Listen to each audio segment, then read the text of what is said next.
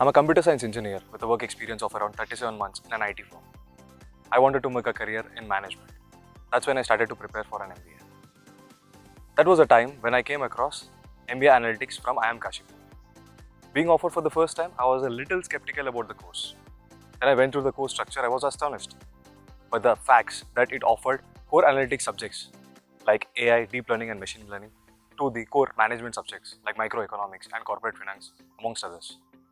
A year from then, right now, IIM Kashipur, being a student on campus, helped me develop holistically through various case study competitions and finally live projects in the same domain.